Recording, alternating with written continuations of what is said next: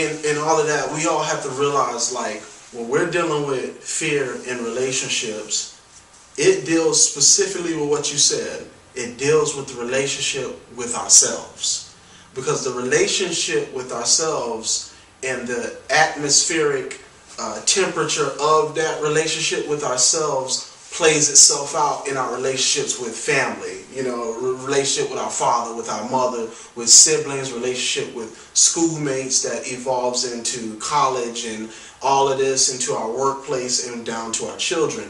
So like, I think one of the major things that we have to kind of like grow in when you talk about love and compassion is that behind everything we perceive, if we live in an ocean of energy that surrounds us and that saturates our inner world, then we have to realize that everything that we react to in a kind of like clenching or some kind of separating way, in some kind of fear-based way, that it is actually love behind that force. Mm-hmm. So that everything we think is something negative, like I'll go back to the giving birth paradigm. A contraction hurts. It's painful. It's changing our comfort zone to one of comfort to one of pain. But the force of that contraction, the force of that stretching, is actually a process of bringing new life into the earth. And I say that to say that the things that we kind of clench back from or kind of withdraw from in our initial feelings and initial perception of a thing is actually a force of love, and that if we can engage the place where we originally disconnected or engage the situations that constantly coming back that affect our relationships with ourselves, then what we can do is actually what do you say, like peel the onion back? Mm-hmm. We can kind of like peel the onion back on what seems like fear, and we can tear the love out of it. Mm-hmm. We can tear the love out of it because we live in an ocean of energy, and when things manifest as fear, it's actually love trying to connect us to who we are and the energy and life force of the Creator. And when we peel that onion back, to use that image again, mm-hmm. we get to the core of it, the hidden, unseen part of it, which is love. And the only reason we can't see it is because we are busy reacting to the fear, which is the exterior. Exactly. Because love is hidden and interacting with everything in all of existence. And it's always trying to bring us back into a state of unity with one another and with the Creator. And us as a collective is part of what constitutes what the Creator is.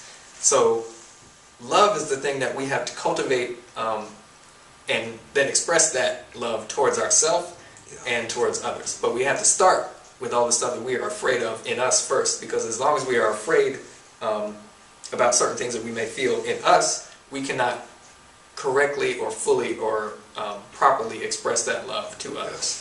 So, like, in saying that, I'm listening to what you're saying. Like, I want to deal with this now on the level of the next level of beyond ourself is the relationships that we have with people.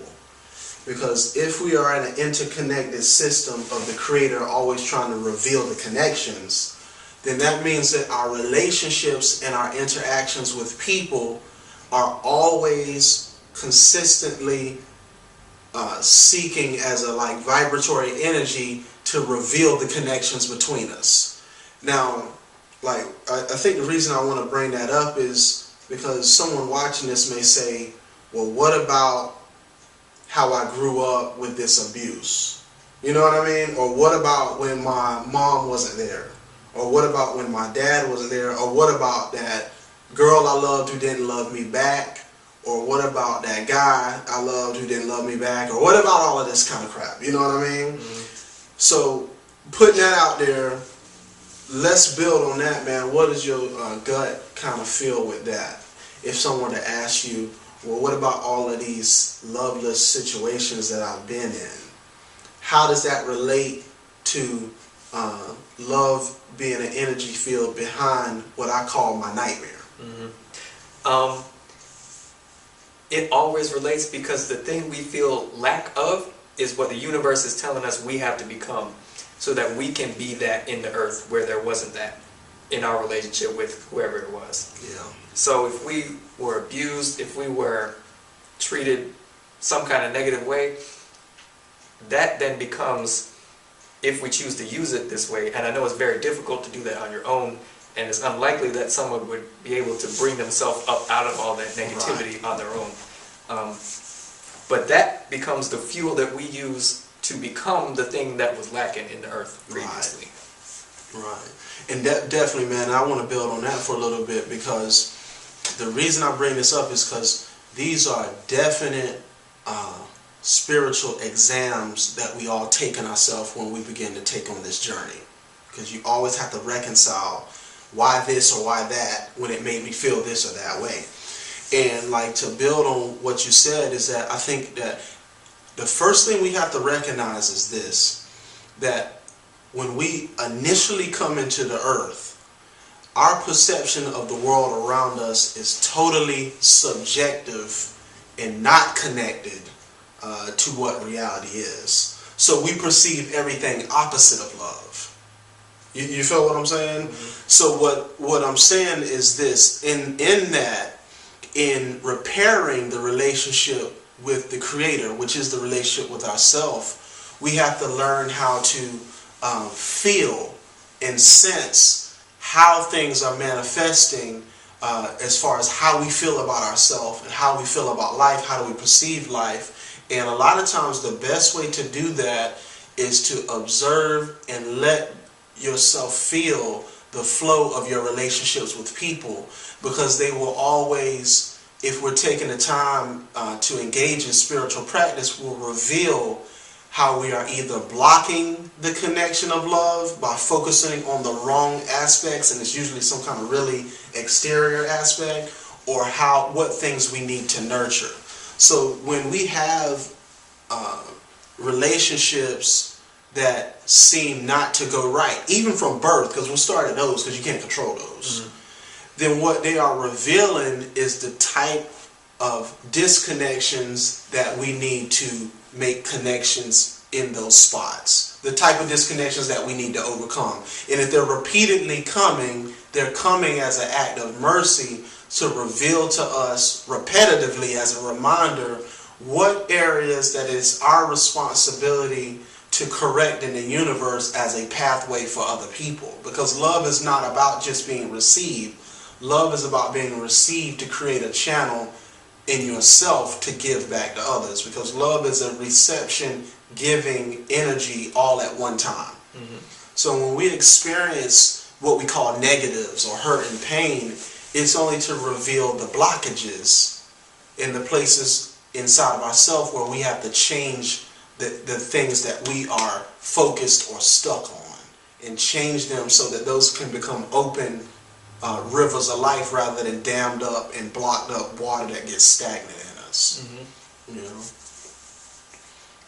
So that was I definitely wanted to go over that, because the last thing I want to say on that the last thing I want to put on that thought is that what we call other people, you sitting here, I'm sitting here,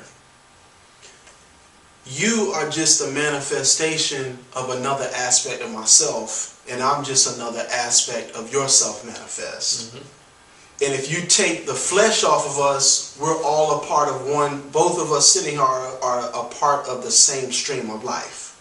The flesh just gives us space and time to see the different aspects of that same life. And if we begin to understand that we're connected like that, then the element of me being afraid of how you may treat me, or blocking myself off so that I don't have to deal with fear, becomes eliminated. That space becomes eliminated, and I'm able to utilize the energy of who I am more properly, because I accept that there is a force that interconnects us. Bodies just give us time to observe that and connect to it properly, or learn the lesson of why it wasn't connecting properly before. And the thing that always impedes connective compassion and love is selfish ego. And